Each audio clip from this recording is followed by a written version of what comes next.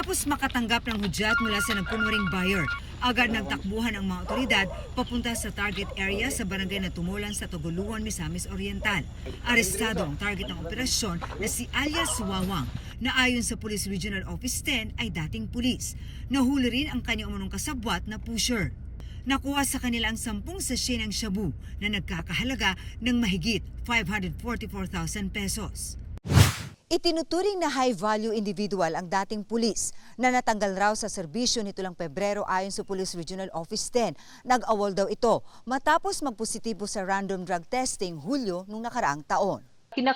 Katukutan po ito si alias Wawang. Ginagamit po niya yung kanyang badge at yung kanyang ID at nagpapakilala po siya na still he is an active member po ng PNP. Kaya po kinatatakutan po siya yung mga bumibili sa kanya. Pag hindi magbabayad, tinatakot po niya.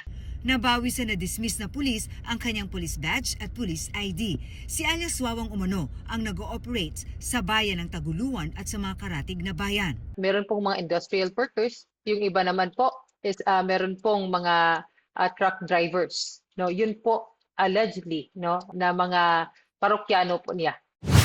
Sa Barangay Ipona naman sa Cagayan de Oro City, nahuli ng mga otoridad ang isa pang high-value individual na si alias AJ. Nakuha sa kanya ang 300 gramo ng shabu na aabot sa mahigit 2 milyon pesos ang halaga. Malaki po yung kanyang network sa area. Nagbabagsak po siya sa mga SLI po natin. Patuloy na inaalam kung kabilang sa malalaking grupo ang mga nasakoting suspect na wala pang pahayag sa ngayon. Marisol Abduraman, Nakatuto, 24 Oras.